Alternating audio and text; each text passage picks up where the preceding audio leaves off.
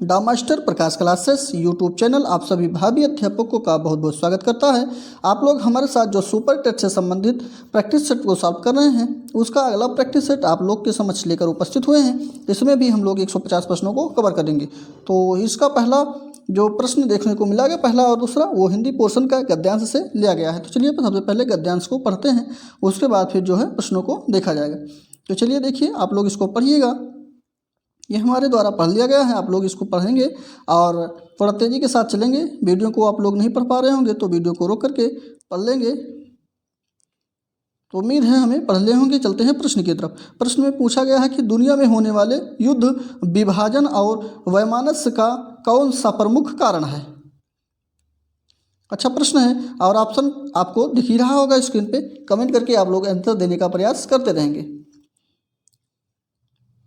तो इस प्रश्न का जो ऑप्शन सही होगा वो सी ऑप्शन सही हो जाएगा। अंतः प्रकृति और अंतः वृत्तियों को न जानना ही जो है इसका प्रमुख कारण होगा। ऑप्शन नंबर सी प्रश्न का राइट आंसर होगा। लेते हैं अगले प्रश्न को। अगला प्रश्न है, सबसे अधिक गौरवपूर्ण क्या है। इसमें 3 ऑप्शन यहाँ पे आपको शो हो रहा है।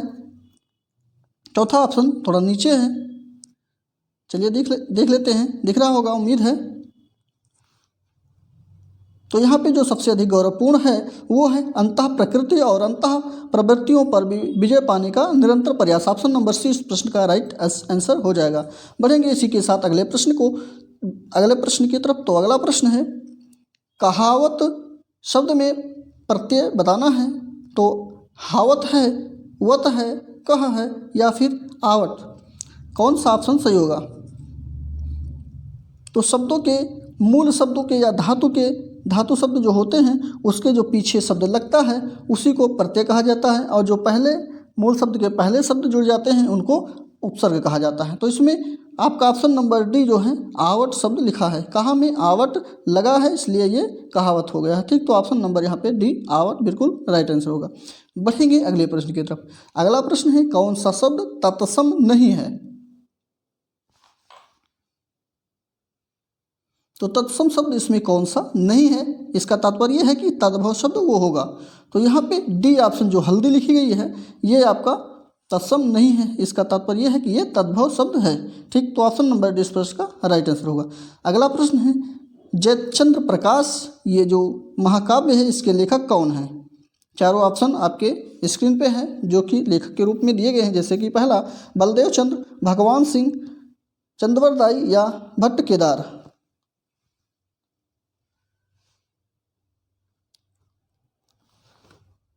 तो ये जो जयचंद्र प्रकाश लिखा गया है इसके लेखककार हैं Bhatt Kedar. Option number D इस प्रश्न का राइट आंसर होगा। अगला प्रश्न है, ऐसा लगा मानो बम फटा हो, इस वाक्य में अवयव कौन सा अवयव है ये बताना है।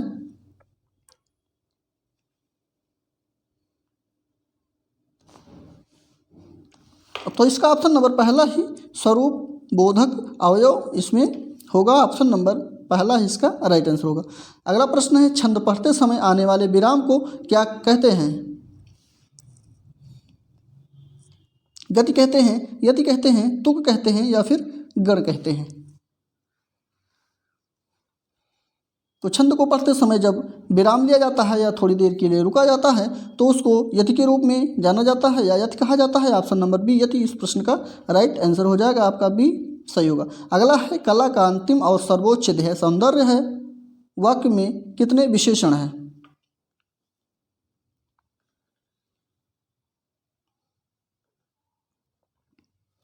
तो यहाँ पे जो पहला विशेषण है वो आपका अंतिम है, ये भी विशेषण ही है। अगला सर्वोच्च है और फिर उसके बाद जो ये ध्येय लिखा है ये तीनों यहाँ पे आपके विशेषण के रूप हैं। ठीक, तो यहाँ पे 3 विशेषण का प्रयोग हुआ है इस वाक्य में। ऑप्शन नंबर डी इस प्रश्न का राइट आंसर हो जाएगा। लेते हैं अगले प्रश्न को। अगला प्रश्न है, उच्चारण का संधि विच्छेद क्या होता है। 9 नंबर का कौन सा ऑप्शन सही होगा, उच्चारण का संधि विच्छेद। और ये उच्चारण शब्द जो लिखा गया है इसका संधि विच्छेद व्यंजन संधि विच्छेद के रूप में होता है। व्यंजन संधि जो है होगा। ठीक, तो सी ऑप्शन इसका उत्तधन चारण जो लिखा गया है ये उच्चारण का संधि विच्छेद, ये बिल्कुल राइट आंसर होगा, सी ऑप्शन होगा। अगला प्रश्न है, कौन सा शब्द बहुब्रीहि समास का उदाहरण है।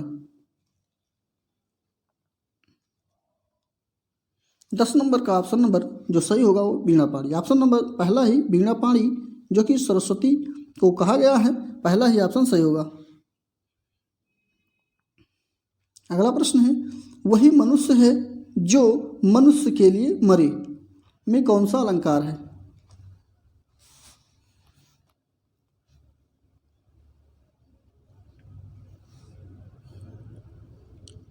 तो चलिए देखते हैं इसका बी ऑप्शन, इसमें अलंकार है, और माफ कीजिए अलंकार जो है यमक अलंकार का प्रयोग हुआ है। ऑप्शन नंबर बी इस प्रश्न का राइट आंसर होगा। अगला प्रश्न है, मोक्ष की कामना करने वाला वाक्यांश के लिए एक शब्द बताना है। जो मोक्ष की कामना करने वाला होता है उसको क्या कहते हैं? मोक्षकामी, मौक्तिक, मुमुक्षु या फिर मुमुक्षी?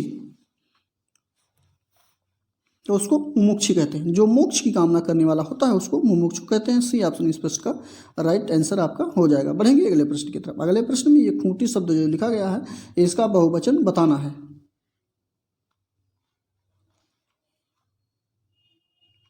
13 नंबर का ऑप्शन नंबर सी, खूंटी का बहुवचन खूंटियाँ हो जाएंगी। जो इस समय इस शब्द में लिखा गया है ये बिल्कुल राइट और शुद्ध तरीके से लिखा गया है, बाकी सभी जो है गलत हैं। तो यहाँ पे सी ऑप्शन सही होगा। अगला प्रश्न है, अनेकार्थी शब्द का दूसरा अर्थ बताना है, जैसे कि अज और अजन्मा का।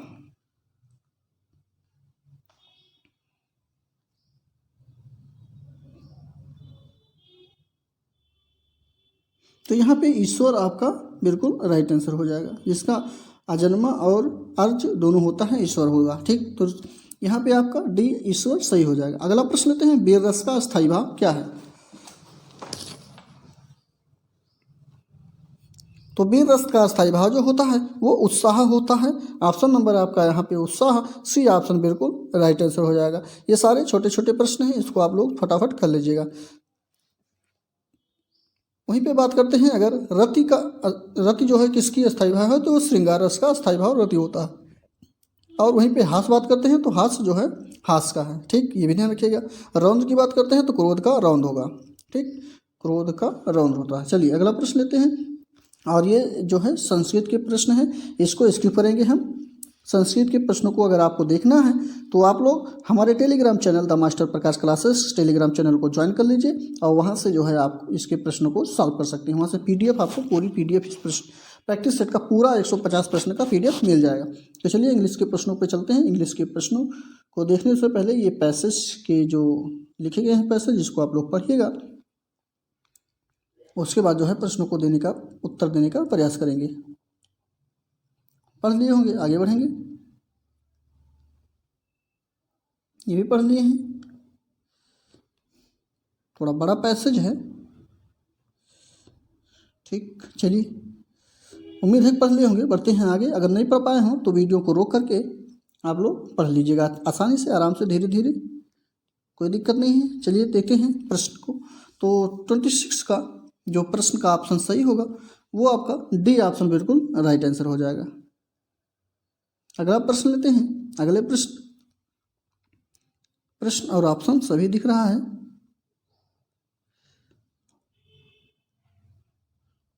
तो 27 का ऑप्शन नंबर जो सही होगा बी ऑप्शन इसका बिल्कुल राइट आंसर होगा। अगला प्रश्न है 28 का।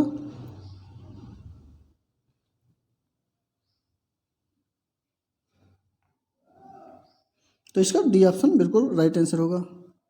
अगला प्रश्न है 29, सी ऑप्शन इसका राइट आंसर हो जाएगा। आप लोग इसको पढ़ के आंसर हमारे आंसर से मिलान करिएगा, देखिएगा कितना आपका सही बन रहा है। तो चलिए 30 नंबर का देखते हैं। तो 30 नंबर में ऑप्शन नंबर पहला ही आपका राइट आंसर हो जाएगा। ठीक, अगला प्रश्न है, अब यहाँ से ग्रामर का प्रश्न जो है शुरू हो गया है।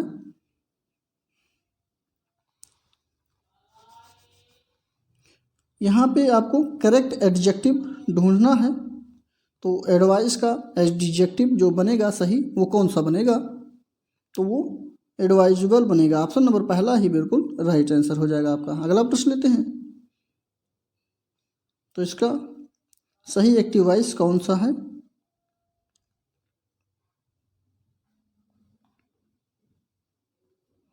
तो बी ऑप्शन इस प्रश्न का राइट आंसर होगा। ठीक, चलिए अगला प्रश्न लेते हैं। अगले प्रश्न में है वर्ब फॉर्म इसमें फिल करना है, 2 स्थान आपके खाली हैं। तो यहाँ पे सी बाई डू नॉट हैव भरा जाएगा, पहले में BUI भरा जाएगा, उसके बाद यहाँ पे भरा जाएगा डू नॉट हैव। ठीक, सी ऑप्शन सही होगा इस प्रश्न का। आगे प्रश्नों को देखेंगे 34 नंबर को, तो इसमें बी ऑप्शन आपका राइट आंसर हो जाएगा। अगला प्रश्न लेते हैं,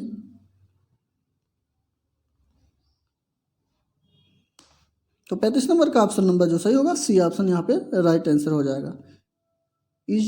is announced will send. Next 36 का एंटोनियम बताना है, तो इसका जेंटल होगा। ब्रोटल का जेंटल ऑप्शन नंबर पहला ही इसका राइट आंसर होगा। 37 पे चलते हैं, तो 37 में इडियम्स बताना है, अ वर्ड ऑफ पैसेज। तो इसका जो सही इडियम है वो आपका हो जाएगा C option, a person who travels widely. Option number C इस प्रश्न का राइट आंसर होगा। अगले प्रश्न पे चलेंगे। अगले प्रश्न में जो कि पूछा गया है,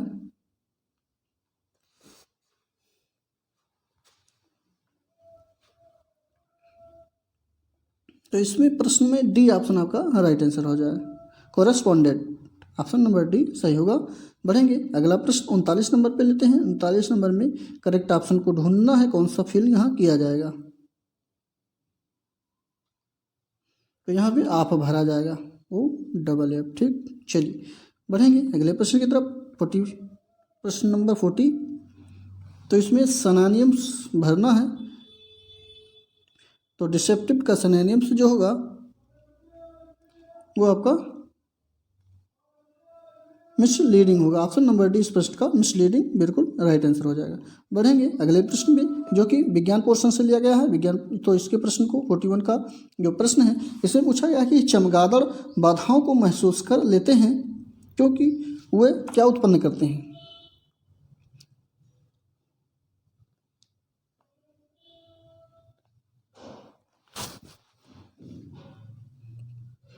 क्योंकि वो उत्पन्न करते हैं पराश्रव ध्वनि को, तरंगे उत्पन्न करते हैं, इसलिए वो बाधाओं को महसूस कर लेते हैं। ऑप्शन नंबर बी इस प्रश्न का राइट आंसर होगा। अगला प्रश्न है, और ये चमगादड़ जो होते हैं वो स्तनधारी होते हैं, भी ध्यान रखिएगा। अगला प्रश्न है, श्वेत प्रकाश के घटकों में विभाजन किसके कारण होता है।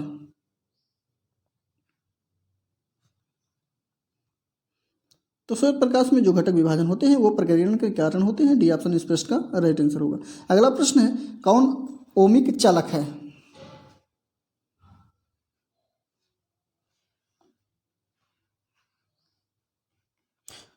सभी धातुएं जो भी होती हैं वो ओमिक चालक होती हैं, जबकि अर्धचालक जो होती हैं वो अवरोधन अओमिक चालक के रूप में या नॉन ओमिक चालक के रूप में जानी जाती है। इसमें चांदी आपका बिल्कुल राइट आंसर हो जाएगा। बाकी सभी जो हैं, जैसे जर्मेनियम है, सिलिकॉन है, कार्बन, ये सब अर्धचालक है। ठीक, तो डी ऑप्शन यहाँ पे धातु है चांदी, ये आपका ओमिक चालक है, ध्यान रखिएगा। डी ऑप्शन इस प्रश्न का राइट आंसर होगा। बढ़ेंगे अगले प्रश्न पे। अगला प्रश्न है, कौन सा सौम्य अम्ल के नाम से जाना जाता है। आप लोग को थोड़ा 5 से 10 सेकंड का समय जो दिया जा रहा है उसमें आप लोग कमेंट करके अपने आंसर को लिखते रहेंगे। तो सौम्य अम्ल के नाम से जाना जाने वाला जो आपका अम्ल है वो आपको बोरिक अम्ल के नाम से जाना जाता है। डी ऑप्शन इस प्रश्न का राइट आंसर हो जाएगा। और बोरिक अम्ल के सूत्र की बात करते हैं तो H3BO3 इसका रासायनिक सूत्र होता है। ठीक, चलिए अगला प्रश्न लेते हैं, जल का अधिकतम घनत्व कितना होता है।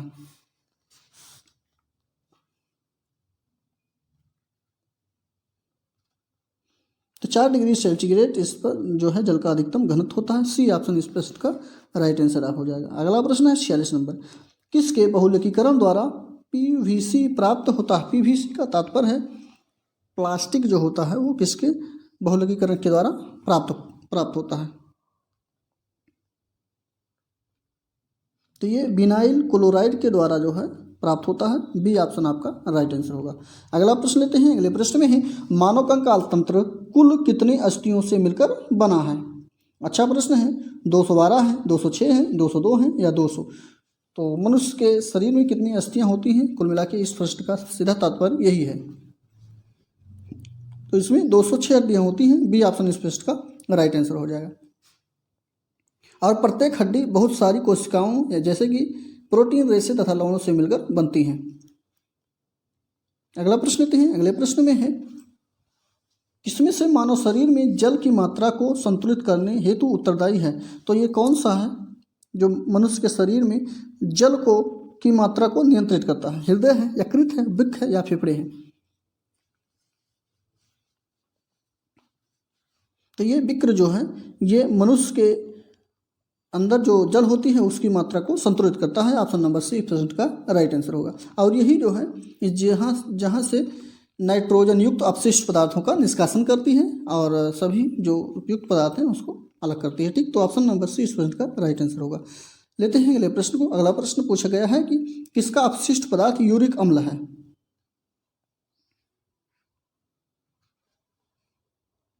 तो ये पक्षी का जो अपशिष्ट पदार्थ होता है जिसको मल कहा जाता है वही जो है यूरिक अम्ल होता है। ऑप्शन नंबर सी इस प्रश्न का राइट आंसर हो जाएगा।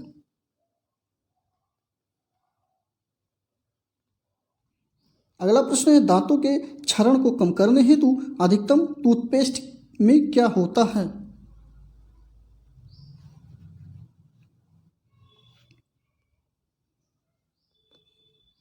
तो फ्लोराइड होता है। ऑप्शन नंबर बी फ्लोराइड जो होता है इससे दांतों का क्षरण कम होता है। ठीक, तो ऑप्शन नंबर बी इस प्रश्न का राइट आंसर होगा।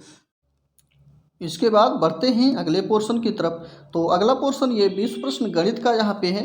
तो इस गणित के 20 प्रश्न को हम लोग स्किप करेंगे। और अगर आप लोग इसको सॉल्व करना चाहते हैं तो हमारे Telegram channel the master Prakash classes Telegram को फॉलो कर लीजिए सर्च करके, और उसके बाद यहाँ पर सभी प्रश्नों को आप लोग देखकर सॉल्व कर सकते हैं। ठीक, और यहाँ पर सभी प्रश्नों के PDF 150 प्रश्नों के PDF भी आपको मिल जाएगा। तो चलिए देखते हैं अगला पोर्शन। और अगला पोर्शन है पर्यावरण एवं सामाजिक अध्ययन का। तो इसका पहला प्रश्न है, हर्षवर्धन द्वारा रचित नाटक कौन सी है? हर्षवर्धन है, कादम्बरी है, रत्नावली है या 10 कुमार चरित्र है? आप लोग कमेंट करके आंसर देते रहेंगे जिससे कि आंसर प्रश्न का जो है उत्तर आप लोग को याद होता चले, दिमाग में आपके बसता चले। ठीक, तो चलिए इसका ऑप्शन जो सही हो जाएगा वो सी ऑप्शन सही हो जाएगा। हर्षवर्धन के द्वारा जो लिखी गई है रत्नावली लिखी गई है। ऑप्शन नंबर जो है सी इस प्रश्न का राइट आंसर हो जाएगा। लेते हैं अगले प्रश्न को। अगला प्रश्न है, कोतवाल किसे कहा जाता था? मुंशी को, सलाहकार को, तहसीलदार को या फिर रक्षक को? और ये बात है आपके मध्ययुगीन भारत की, मध्यकाल इतिहास के समय की बात है। जो कोतवाल कहा जाता था वो कहा जाता था रक्षक को। ऑप्शन नंबर जो है इस प्रश्न का डी रक्षक इसका राइट आंसर हो जाएगा। उस समय में जो है मध्ययुगीन भारत के समय पे कोतवाल को रक्षक कहा जाता था। ठीक, तो डी ऑप्शन इसका राइट आंसर होगा। बढ़ते हैं अगले प्रश्न की तरफ। अगले प्रश्न में है, सत्यशोधक समाज की स्थापना किसने की थी? गोपाल हरि देशमुख, महादेव गोविंद रानड़े, महात्मा फुले, नरेंद्र दत्त? बात करते हैं सत्यशोधक समाज के स्थापना की। तो इसकी स्थापना जो की गई थी वो महात्मा फुले के द्वारा की गई थी। ऑप्शन नंबर सी इस प्रश्न का राइट आंसर हो जाएगा। और इनका पूरा नाम जो था वो महात्मा ज्योतिराव फुले पूरा नाम है इनका। और इनके द्वारा जो पुस्तक लिखी गई है वो गुलामगिरी नामक पुस्तक लिखी गई। ठीक, तो सी ऑप्शन इसका राइट आंसर होगा। अगला प्रश्न है, भारत में खरीफ की फसल की तरफ उगाई जाने वाली फसल कौन सी है? खरीफ की फसल की तरह जो फसल उगाई जाती है वो कौन सी फसल है? चना है, मसूर है, मूंग है या सभी है? तो यहाँ पे खरीफ की फसल की बात हो रही है। तो बात करते हैं फसल की खरीफ की फसल की। तो उसके अंतर्गत मूंग आएगी। ठीक है, तो यहाँ पे मूंग जो है सी ऑप्शन इसका राइट आंसर हो जाएगा। जबकि मसूर, ये जो चना है, मसूर है, ये सभी क्या है? दोनों ये रबी की फसल है। ठीक, चलिए अगला प्रश्न है, सरसों की मिश्रित खेती किसके साथ होती है? सूरजमुखी के साथ, मटर के साथ, मक्के के साथ या फिर गेहूँ के साथ? तो मिश्रित खेती का तात्पर्य है एक ही फसल के साथ दूसरी फसल जब साथ में उगाई जाती है तो उसी को मिश्रित खेती के नाम से जाना जाता है। जैसे कि आप लोग देखते होंगे गांव में कि गेहूं के साथ सरसों का भी जो है इसमें उगा दिया जाता है। तो ये गेहूं के साथ जो है सरसों को उगाया जाता है, इसी मिश्रित खेती कहलाती है। ऑप्शन नंबर इसका डी राइट आंसर होगा। अगला प्रश्न है, किस ग्रह के चारों ओर स्पष्ट वलय होते हैं? यूरेनस है, बृहस्पति है, मंगल है या शनि? तो ये वलय जो होते हैं इसको छल्ले भी कहे जाते हैं। तो जो कौन सा ग्रह है जिसके चारों तरफ छल्ले पाए जाते हैं, ऐसा भी प्रश्न पूछा जा सकता है। तो ये शनि ग्रह जो होता है, मान लीजिए शनि ग्रह है तो इसके चारों तरफ छल्ले पाए जाते हैं, ठीक, तो उसी को वलय के नाम से जाना जाता है। तो यहाँ पे Shani option D right answer हो जाएगा।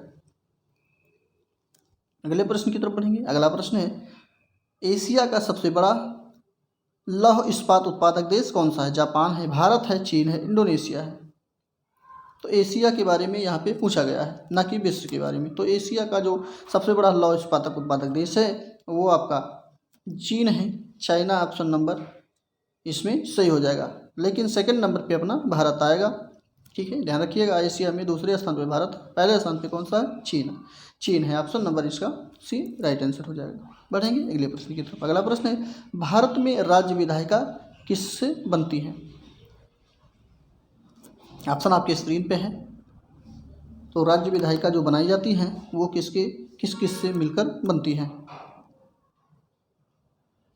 तो यहाँ पे बात करते हैं राज्य विधायिका की, तो वो गवर्नर, एक मिनट थोड़ा, तो वो जो होता है बनते हैं विधायिका राज्य की, वो गवर्नर, विधानसभा और विधान परिषद की सभी सदस्य यदि वहाँ हैं, ठीक, तो इनसे ये सब मिला करके जो है आपका राज्य विधायिका बनाई जाती है, बनती है। ऑप्शन नंबर सी इस प्रश्न का राइट आंसर होगा।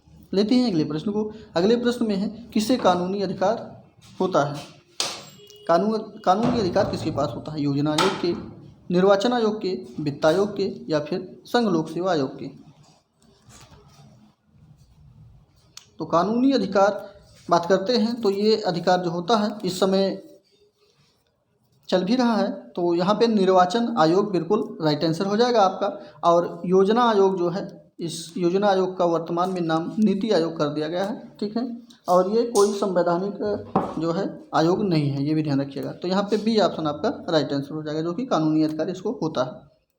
अगला प्रश्न है, उपरोक्त दिनों दिन हो रहे हैं, माफ़ कीजिएगा उपरोक्त नहीं है, उपभोक्ता है, उपभोक्ता जो है दिनों दिन किस प्रकार से हो रहे हैं? अधिक अपेक्षा रखने वाले हो रहे हैं या संदेहवादी हो रहे हैं, आलोचनात्मक हो रहे हैं या फिर उपयुक्त सभी हो रहे हैं? तो यहाँ पे जो उपभोक्ता दिनों दिन हो रहे हैं वो अधिक अपेक्षा रखने वाले हो रहे हैं। ऑप्शन नंबर जो है पहला इस प्रश्न का राइट आंसर हो जाएगा। इसी के साथ लेंगे अगले प्रश्न को, जो कि शिक्षण कौशल का प्रश्न है। इसमें पूछा गया है कि शैक्षिक विकास में मूल्यांकन का अर्थ क्या होता है? छात्रों की प्रगति का आकलन, कक्षा अभिलेखों का मूल्यांकन, कार्य निष्पादन का मूल्यांकन, ज्ञान क्षमता का मूल्यांकन। तो यहाँ पे जो शैक्षिक विकास का मूल्यांकन होता है, इसका अर्थ जो है ये छात्रों के प्रगति का आकलन ही होता है। ऑप्शन नंबर पहला इस प्रश्न का राइट आंसर हो जाएगा, ठीक। चलिए अगले प्रश्न की तरफ बढ़ते हैं। अगला प्रश्न है, शिक्षक और विद्यार्थी के मध्य संबंध जो होना चाहिए वो किस प्रकार का होना चाहिए? जैसे कि स्नेह का होना चाहिए, विश्वास का होना चाहिए, सम्मान का होना चाहिए या सभी होना चाहिए? तो यदि शिक्षक और विद्यार्थी के मध्य जो संबंध होना चाहिए वो स्नेह का भी होना चाहिए, विश्वास का भी होना चाहिए और यहाँ पे सम्मान भी होना चाहिए। तो ये सभी ऑप्शन डी इस प्रश्न का राइट आंसर हो जाएगा।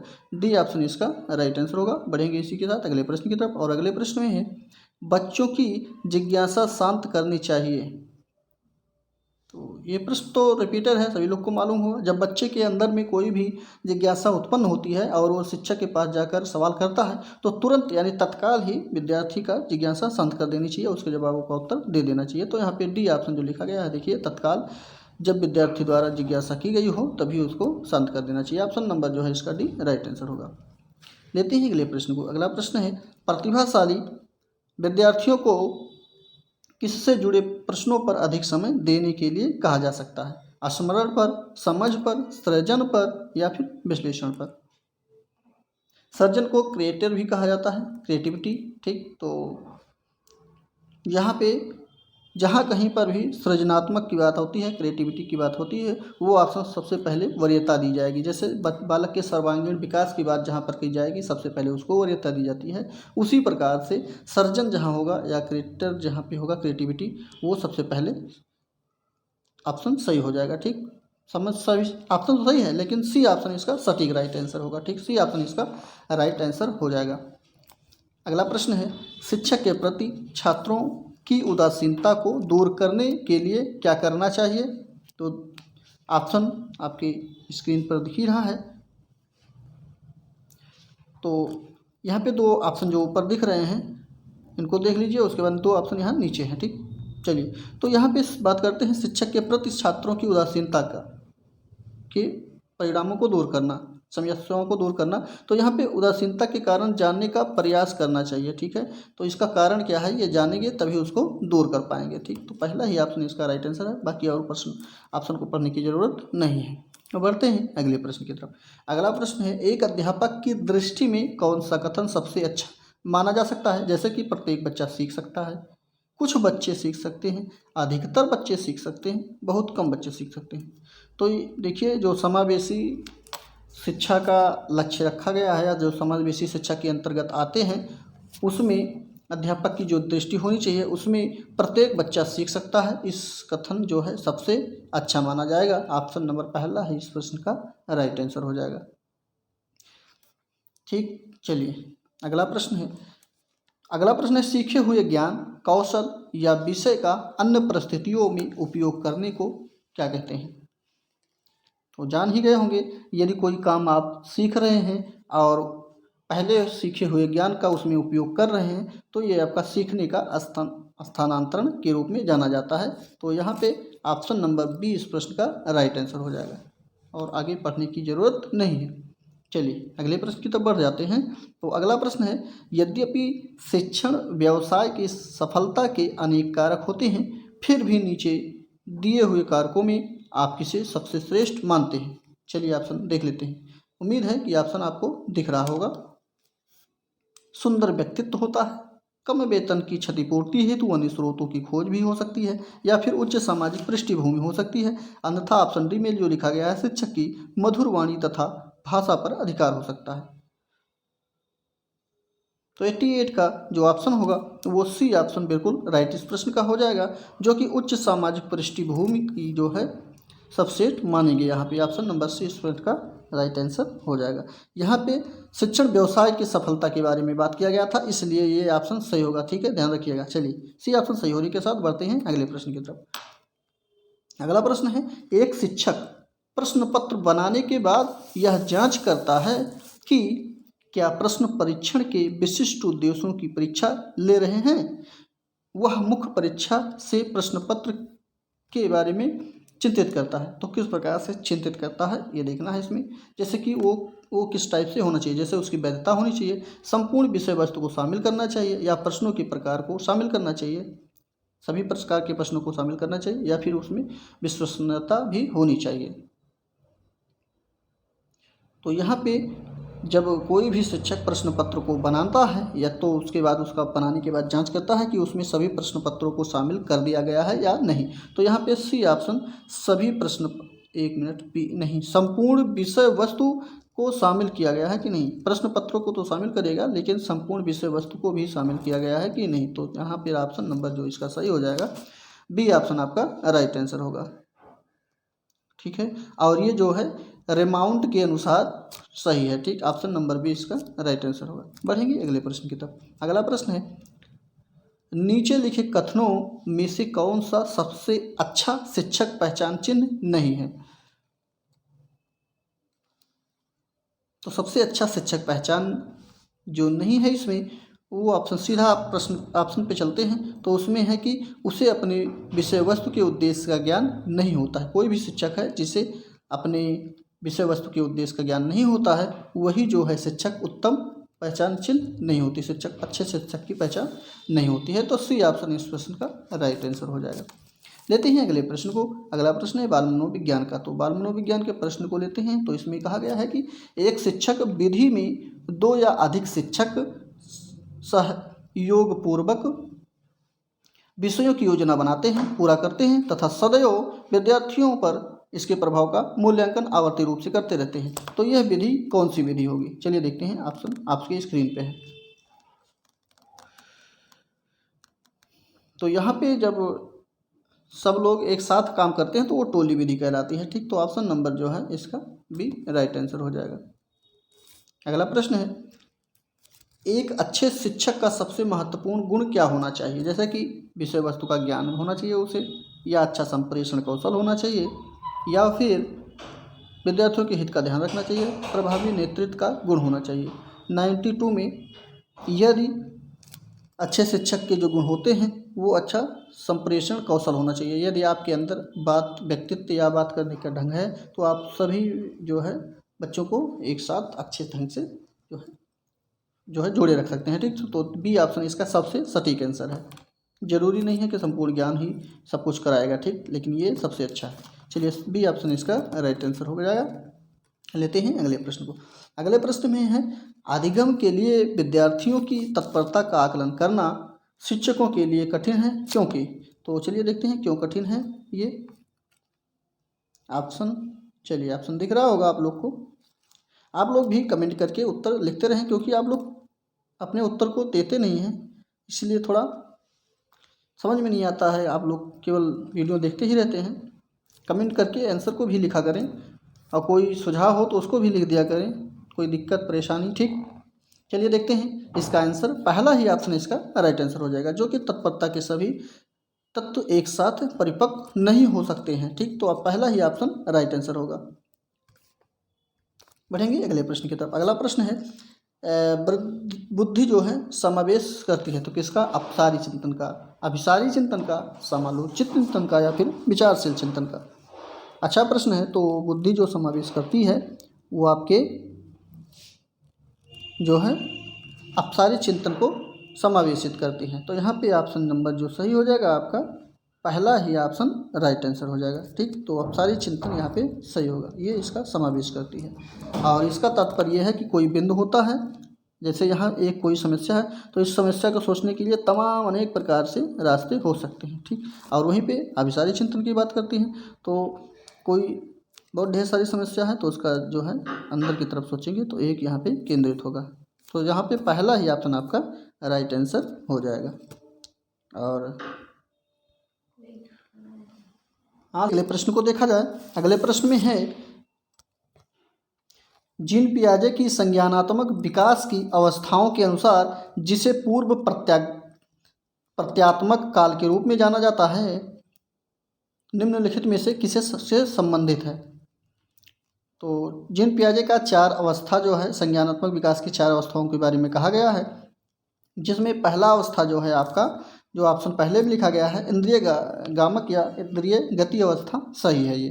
ठीक, अगला है मूर्त संक्रियात्मक अवस्था, ये भी सही है। 95 ऑप्शन नंबर, आप लोग बताइए इसका कौन सा ऑप्शन सही होगा 95 का? तो यहाँ पे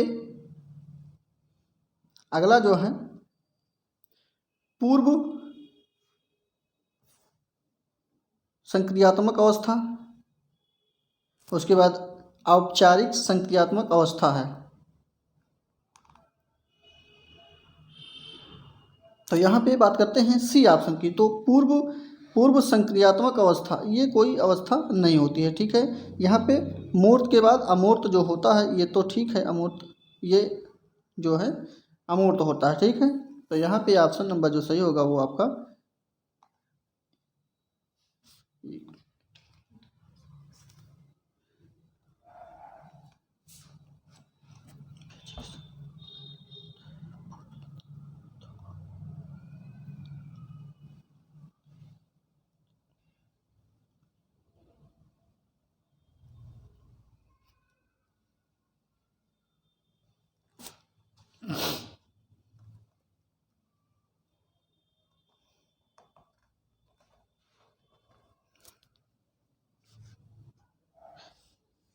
पूर्व गत्यात्मक अवस्था जो दिया गया है, जो संबंधित है प्रश्न में, 1 मिनट, प्रश्न में जो पूछा गया है, देखिए कहा गया है कि के अनुसार जिसे पूर्व प्रत्यात्मक काल के रूप में जाना जाता है वो किससे संबंधित है, तो वो पूर्व संक्रियात्मक अवस्था से संबंधित है। सीधा ये प्रश्न ऐसे ही मानिए, ठीक। तो सी ऑप्शन इसका राइट आंसर हो जाएगा।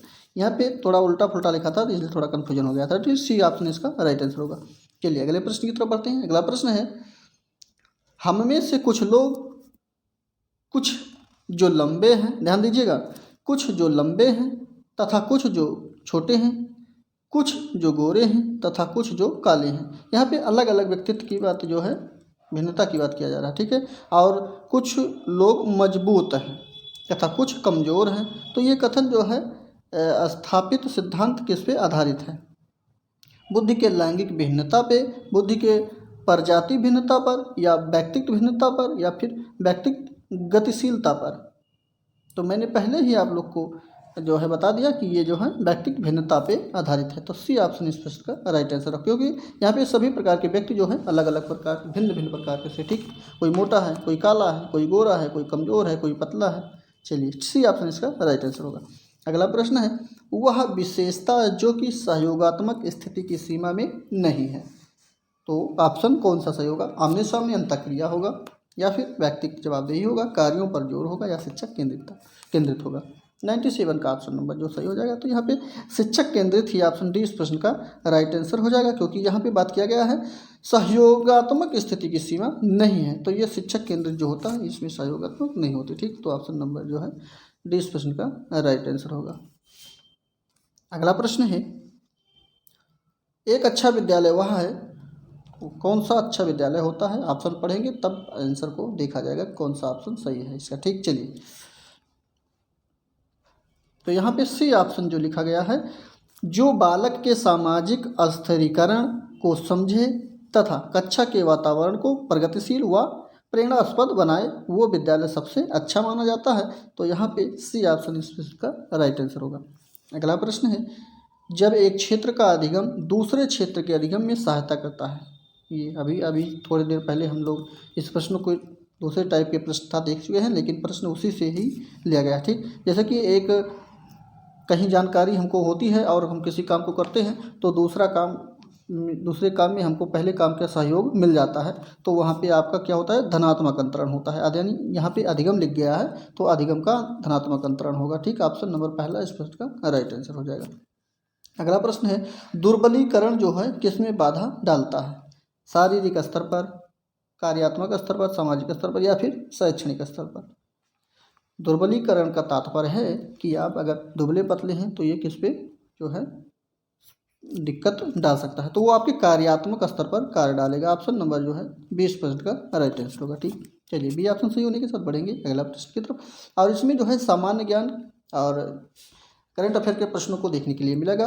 तो इसमें लगभग मान के चलिए सारे करंट अफेयर के ही प्रश्न हैं और अच्छे प्रश्न हैं करंट अफेयर के, ठीक। जिसमें 30 प्रश्न आपका करंट अफेयर का ही लगभग मिलेगा। तो यहाँ पे पहला ही प्रश्न लेते हैं। तो इसमें लिखा गया है कि किस देश में फ्रीडम पाइनएप्पल अभियान जो है चर्चा में रहा? Philippines, Taiwan, Malaysia, China. तो इसके करंट अफेयर के प्रश्नों को थोड़ा तेज़ी के साथ करेंगे। तो ये ताइवान जो देश रहा, यहाँ पे फ्रीडम पाइनएप्पल अभियान चर्चा में रहा। ये ऑप्शन इसका राइट आंसर होगा। अगला प्रश्न है, कौन सा देश 2021-22 में भारत का शीर्ष व्यापार भागीदार देश बना है? तो सबसे ज़्यादा व्यापार जिस देश के साथ हुआ है 2020 और 21 में, 19-20 में भी इसी के साथ हुआ, ये भी ध्यान रखिएगा। 19-20 और 20-21 दोनों साल जो है शीर्ष व्यापार में अपना जो देश भारत के साथ रहा वो चाइना रहा। ऑप्शन नंबर सी इस प्रश्न का राइट आंसर होगा। लेते हैं अगले प्रश्न की तरफ। अगला प्रश्न को, और अगले प्रश्न में है, कौन सा राज्य है या केंद्र शासित प्रदेश है जहां पर सभी सरकारी विभागों में इलेक्ट्रिक वाहनों का उपयोग किया जाएगा? तो जम्मू कश्मीर है, दिल्ली है, उत्तर प्रदेश है, आंध्र प्रदेश है। तो दिल्ली सरकार इस समय जो है प्रदूषण के कारण बहुत परेशानी झेल रही है, तो इस कारण से वो राज्य जो है अरविंद केजरीवाल के द्वारा निर्णय लिया गया है कि सभी सरकारी विभागों में इलेक्ट्रिक वाहन का जो है यूज किया जाएगा। तो बी ऑप्शन इस प्रश्न का दिल्ली बिल्कुल राइट ऑप्शन हो जाएगा। इसी के साथ लेंगे अगले प्रश्न को। अगला प्रश्न है, हाल ही में जापान ने किस देश के सहयोग से भूरे कोयले से हाइड्रोजन बनाने की प्रक्रिया को शुरू कर दिया है? तो फ्रांस है, रूस है, भारत है, ऑस्ट्रेलिया है। अच्छा प्रश्न है। बात करते हैं यहाँ पे हाइड्रोजन उत्पादन शुरू करने के लिए तो ये जापान के साथ जो शुरू हुआ है ये ऑस्ट्रेलिया है। ऑप्शन नंबर डी इस प्रश्न का राइट आंसर हो जाएगा। अगला प्रश्न लेते हैं। अगले प्रश्न में है कोविशील्ड तथा कोवैक्सीन के बाद ये दो बहुत तेज़ी से अभी हमारे देश में जो कोरोना की वैक्सीन लगी है, यही दोनों मुख्य रूप से लगी है, ठीक। लेकिन इसके बावजूद एक वैक्सीन आई है, तो वही पूछा गया है किस वैक्सीन को आपातकालीन उपयोग के लिए मंजूरी दी गई है। तो ये है स्पुतनिक 5। स्पुतनिक 5 भी कह सकते हैं या स्पुतनिक भी कह सकते हैं। तो यहाँ पे ये रूस के द्वारा जो है निर्मित की गई है। सी ऑप्शन इसका राइट आंसर होगा। लेते हैं अगले प्रश्न को। अगले प्रश्न में कहा गया है कि चीन ने किस देश के साथ अपने आर्थिक समझौते को निलंबित कर दिया है। ऑस्ट्रेलिया है, भारत है, अमेरिका है या जापान है। तो चाइना के द्वारा जो आर्थिक समझौता निलंबित कर दिया गया है, खारिज कर दिया गया है, वो देश है ऑस्ट्रेलिया। ऑप्शन नंबर 20 पहला है इस प्रश्न का राइट आंसर हो जाएगा ए। अगला, अभी हाल ही में ईरान ने किस देश को फरजाद लिखा होना चाहिए था यहाँ पे, फरजाद बी गैस, तो फरजाबाद बी गैस परियोजना से बाहर कर दिया है, ठीक। ये सब गलत है, ठीक है, फरजाद बी गैस होना चाहिए था। तो यहाँ पे ऑप्शन नंबर जो सही होगा चाइना है, भारत है, अमेरिका है या सऊदी अरब है।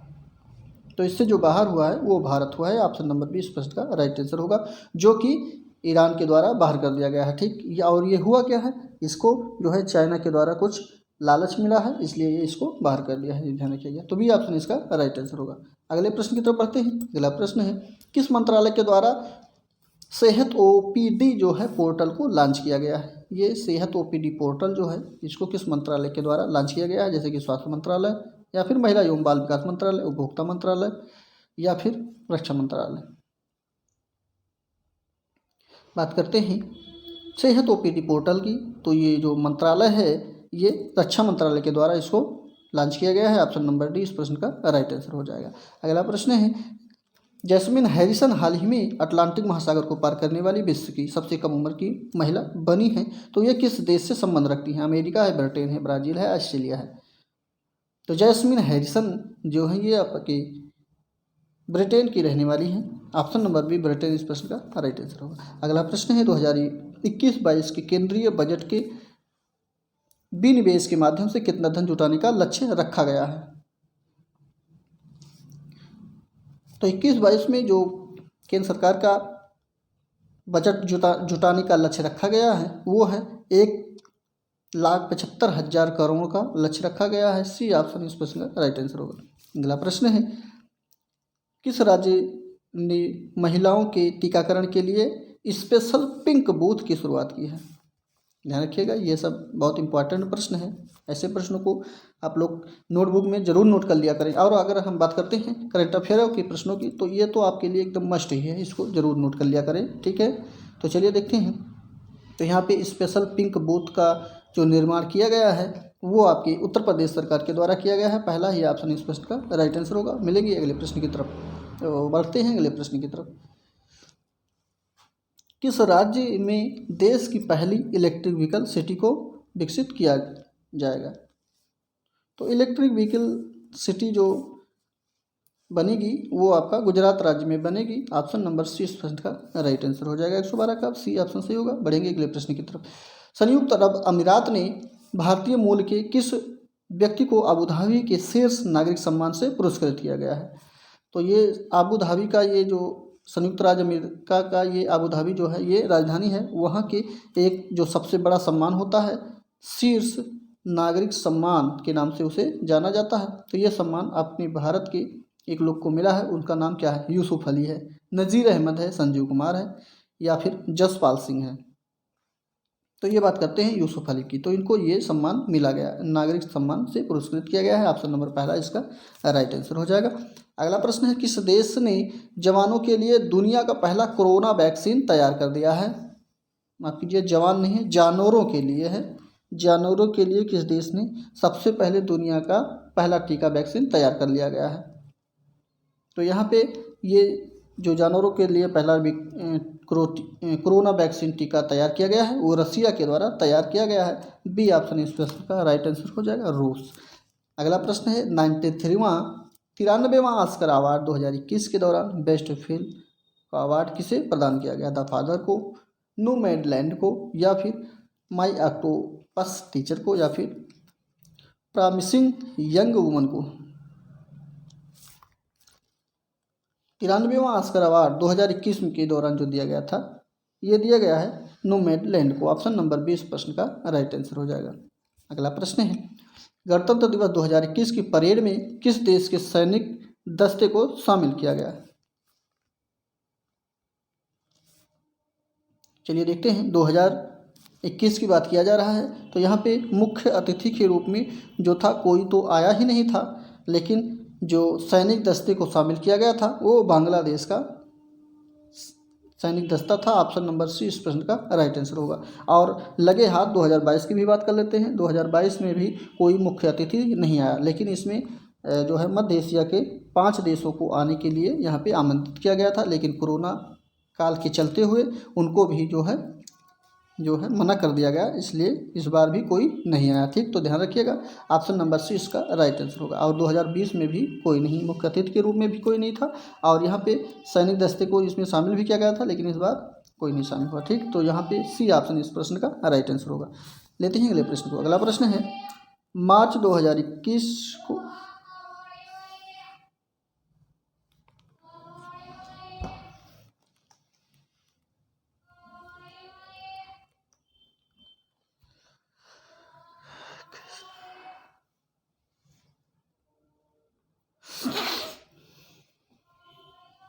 मैं ले जाके सब बेच दिए पंखा उनका खोल के।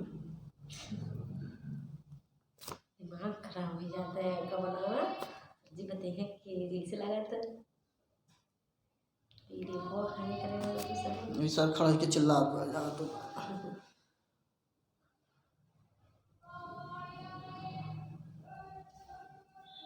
कोबोड़ी वाले ये शायद दूर होता जाएगा रात को तो आराम रहा था। मार्च 21 मार्च 2021 को मनाए गए विश्व वन दिवस की थीम क्या रही? विश्व वन दिवस की थीम बताना है, जो 2021 में मनाया गया है 21 मार्च को, और ये 21 मार्च को मनाया जाता है विश्व वन दिवस। ठीक, तो ये 117 का ऑप्शन नंबर जो सही हो जाएगा वो सी ऑप्शन सही होगा, जो कि ये सही हो जाएगा। ठीक, लिखा गया है फॉरेस्ट रेस्टोरेशन, उसके बाद फिर a path to recovery and well being, C option इसका राइट आंसर होगा। ठीक, चलिए बढ़ते हैं अगले प्रश्न की तरफ। अगला प्रश्न है, हाल ही में प्रकाशित की गई पुस्तक जो माई एक्सपेरिमेंट विथ साइलेंस के लेखक हैं वो कौन से हैं? तो इसके लेखक जो हैं ये समीर सोनी जी हैं। ऑप्शन नंबर पहला इस प्रश्न का राइट आंसर हो जाएगा। लेते हैं अगले प्रश्न को। अगला प्रश्न है, देश का पहला बुद्धिस्ट थीम पार्क किस राज्य में बनाया गया? उत्तर प्रदेश, बिहार, मध्य प्रदेश, झारखंड। तो ये जो बुद्धिस्ट थीम पार्क का निर्माण किया गया है और वो भी देश का पहला है तो इम्पॉर्टेंट है, नोटबुक में नोट कर लीजिए। तो ये जो बनाया गया है ये मध्य प्रदेश में बनाया गया है, जो है सी ऑप्शन इसका राइट आंसर होगा। लेते हैं अगले प्रश्न को। अगला प्रश्न है, जनवरी 2021 में भारत ने किस देश के साथ सौर ऊर्जा के क्षेत्र में सहयोग को बढ़ावा देने के लिए समझौता ज्ञापन पर हस्ताक्षर कर दिया है?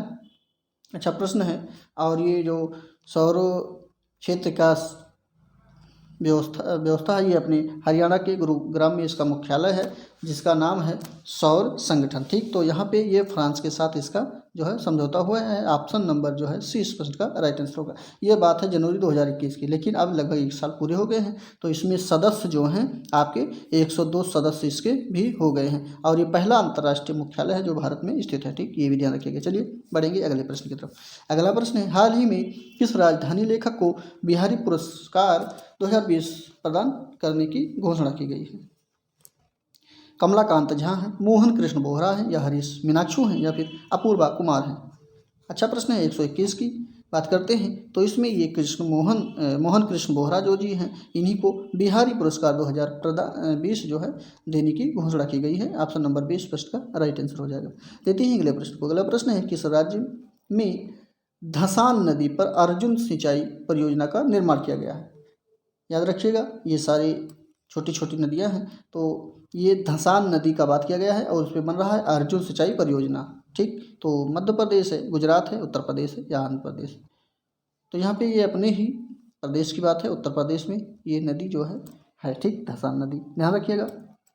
चलिए अगले प्रश्न की तरफ बढ़ते हैं। अगला प्रश्न है, केंद्र सरकार द्वारा सस्ते एलईडी बल्ब उपलब्ध कराने के लिए किस योजना की शुरुआत की गई है? तो जो एलईडी सस्ते दामों पे मिल रहे हैं, इसके एलईडी सस्ते दामों पे मिलने का जो शुरुआत हुई है वो किस योजना की शुरुआत हुई है? तो जो लाइट से संबंधित या विद्युत से संबंधित योजना है वही शुरुआत है इसके। ठीक, तो यहाँ पे ग्राम उजाला योजना होगा। ठीक, ध्यान रखिएगा, ग्राम उजाला योजना।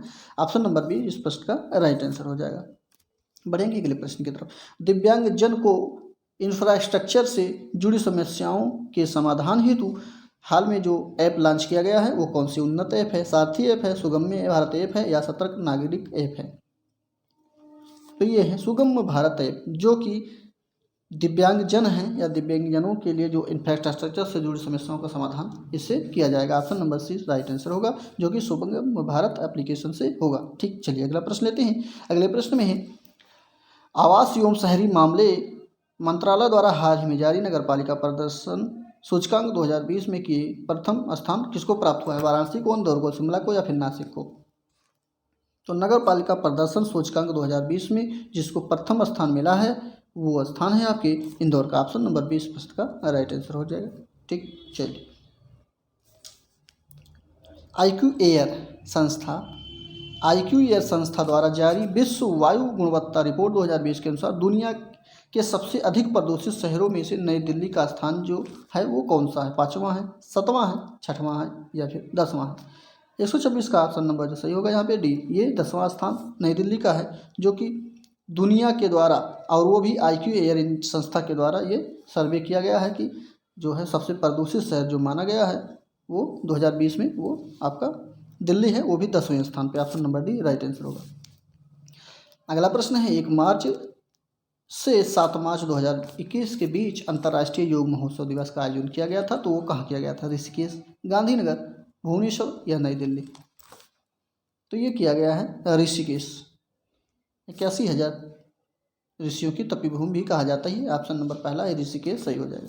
लेते हैं अगला प्रश्न। अगला प्रश्न है, अंतर्राष्ट्रीय मुक्केबाजी संघ के चैंपियंस और दिग्गज समिति के अध्यक्ष के रूप में किसे नियुक्त किया गया है? मेरी कॉम को, विजेंदर सिंह को या फिर सुकुमार थापा को, मनोज कुमार को? तो ये जो किया गया है यहाँ पे ये मेरी कॉम को किया गया है। ठीक, ऑप्शन नंबर पहला इसका राइट आंसर हो। और मेरी कॉम जो है ये क्या कहते हैं, ओलंपिक में मेडल भी ये जीत चुकी हैं। ठीक, तो ऑप्शन नंबर पहला इसका राइट आंसर होगा। अगला प्रश्न है, हाल ही में भारतीय भूवैज्ञानिक सर्वेक्षण ने किस राज्य में वेनेडियम के भंडार की खोज की है? असम है, मेघालय है, अरुणाचल प्रदेश है या फिर त्रिपुरा? 129 का ऑप्शन नंबर जो सही होगा वो सी ऑप्शन सही होगा। ये अरुणाचल प्रदेश है आपका, जहाँ पे भूवैज्ञानिकों के द्वारा वेनेडियम भंडार का खोज किया गया है। ठीक, सी ऑप्शन राइट होगा। लेते हैं अगले प्रश्न को। अगला प्रश्न है, हाल ही में किस राज्य सरकार ने, भारत देश के किस राज्य सरकार ने नई पर्यटन नीति 2021 से 25 तक की घोषणा की है? गोवा है, गुजरात है, महाराष्ट्र है या फिर तमिलनाडु? तो वो राज्य सरकार है यहाँ की गुजरात सरकार है। ऑप्शन नंबर 20 प्रकार प्रश्न का राइट आंसर होगा गुजरात सरकार।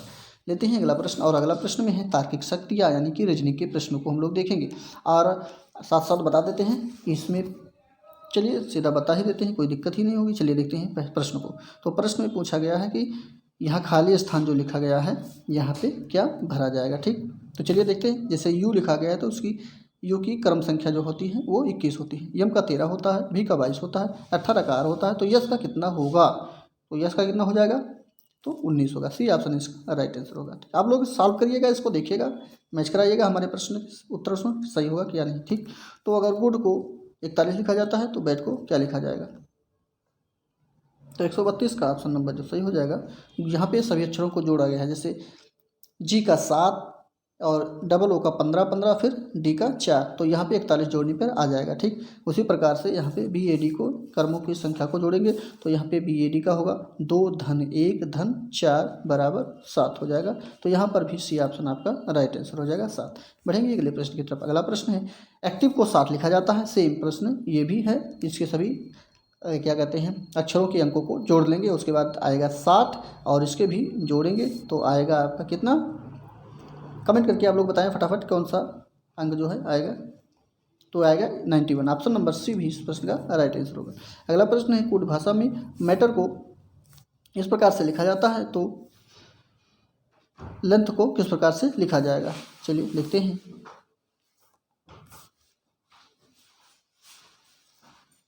जो लेंथ को लिखा जाएगा वो इस प्रकार से लिखा जाएगा, जो कि ऑप्शन नंबर बी में दिया गया है। बी ऑप्शन राइट होगा। ठीक, यहाँ पे दो अक्षरों को घुमाया गया है, जैसे यम को ए घुमाया गया है, फिर इसको इस तरह से घुमाया गया है, इसको इस तरह से घुमाया गया। ठीक, चलिए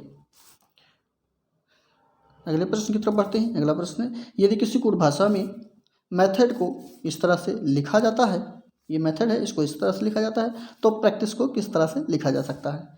आप लोग इसको सॉल्व करिए, आंसर को हम बता देते हैं। ठीक, 135 नंबर का ऑप्शन नंबर इसका भी बी राइट आंसर हो जाएगा। ठीक, बी ऑप्शन सही होगा।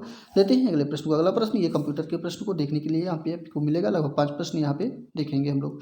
चलिए देखते हैं। वो इंस्ट्रक्शन जो बाइनरी मशीन कोड के बजाय अंग्रेजी शब्दों के साथ लिखी जाती है क्या कहलाती है। ब्लैक कोड कहलाती है, सिंबॉलिक कोड कहलाती है, या फिर ग्रे कोड कहलाती है, या फिर ओप कोड के नाम से जानी जाती है। 136 का ऑप्शन नंबर कौन सा सही होगा।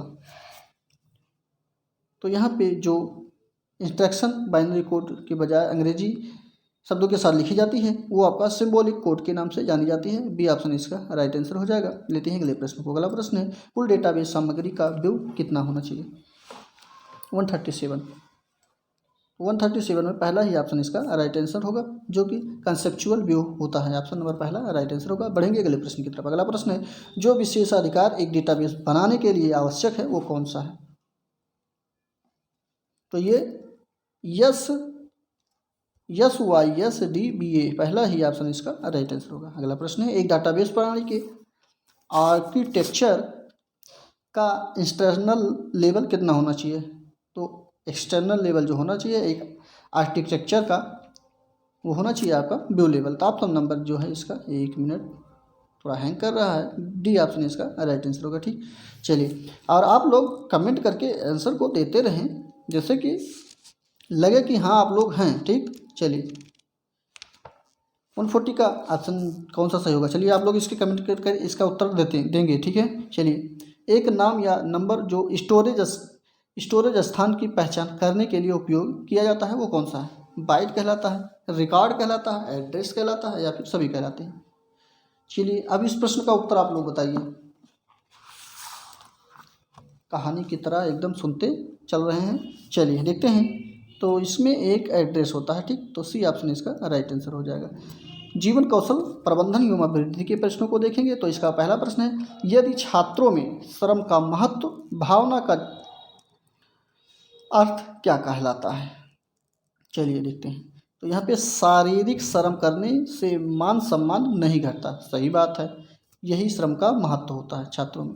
अगला है सभी काम समान रूप से इज्जत वाले हैं। ठीक, ये भी सही है। अगला फिर देखते हैं कोई काम छोटा या बड़ा नहीं होता है, सब ये भी सही है। तो यहाँ पे ऑप्शन नंबर डी ये सभी सही हो जाएंगे। यही जो है छात्रों के श्रम का महत्व की भावना का अर्थ होता है। ऑप्शन नंबर डी इस प्रश्न का राइट आंसर हो जाएगा। चलिए अगले प्रश्न की तरफ बढ़ते हैं। और अगले प्रश्न में पहले दो ऑप्शन दिख रहा होगा आप लोग को, दो ऑप्शन अभी बाद में देखते हैं, पहले प्रश्न को पढ़ा जाए। प्रश्न है छात्रों में जो क्षोभ, निराशा और रुचि का अभाव पैदा होने से ये सब होते हैं तो वो किस समस्या के पैदा होने की आशंका रख सकती है। अगर कोई भी छात्र है और उसमें ये क्षोभ है, निराशा है, रुचि है और ये सब इसका अभाव हो रहा है तो उसमें कौन सी जो है आशंका पैदा हो सकती है। जैसे कि उसके अंदर अनुशासन की समस्या हो जाएगी, परीक्षा में भ्रष्ट साधनों अपनाने की समस्या भी हो सकती है। ठीक, अगला प्रश्न है छात्रों के अक्सर अनुपस्थित होने की समस्या भी हो सकती है, सभी है। तो ये सभी समस्याएं उसको होने की आशंका हो सकती है। तो यहाँ पे डी ऑप्शन ये सभी राइट आंसर हो जाएगा। ठीक है, चलिए अगला प्रश्न की तरफ बढ़ेंगे। अगले प्रश्न में असामाजिक लोगों के साथ आपका व्यवहार किस प्रकार से होता है। असामाजिक का तात्पर्य है कि जो किसी लोग से, अन्य दोस्तों से कोई अन्य या कोई समाज में किसी से कोई मतलब नहीं रखते हैं, उन्हीं को असामाजिक लोग कहा जाता है। ठीक है, या किसी से कोई मतलब नहीं होता है। तो यहाँ पे ऑप्शन जो सही होगा बी, सुधारात्मक के रूप में व्यवहार होना चाहिए, उनको सुधारना चाहिए। ठीक, तो बी ऑप्शन इसका राइट आंसर होगा। अगला प्रश्न है शिक्षक की कथनी और करनी में भेद नहीं होना चाहिए। ये कथन है किसी का, जो कि लिखा गया है कि शिक्षक की कथनी और करनी में भेद नहीं होना चाहिए। तो ये किसका कथन है ये बताना है। अच्छा प्रश्न है। तो ये हमारे बापूजी महात्मा गांधी जी का कथन है। ठीक, option number B Mahatma Gandhi right answer होगा। अगला प्रश्न है, क्या अध्यापकों के लिए कोई आचार संहिता होनी चाहिए? सही बात है। चलिए देखा जाए अगला प्रश्न।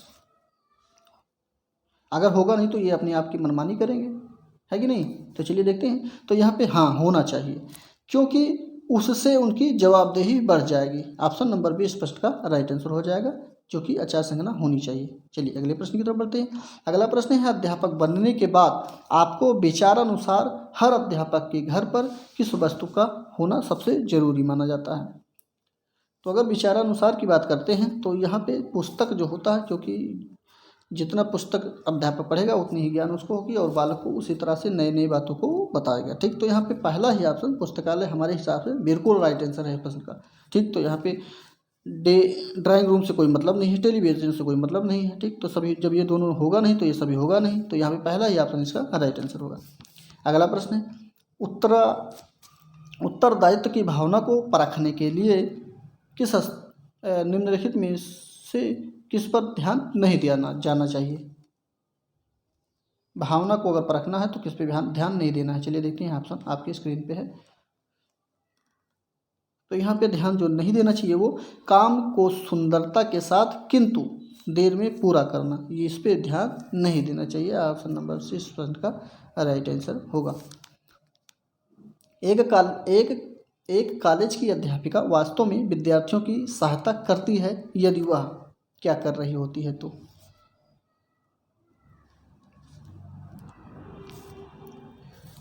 विद्यार्थियों को प्रश्न पूछने के लिए प्रोत्साहित अगर कर रही है तो वो जो है,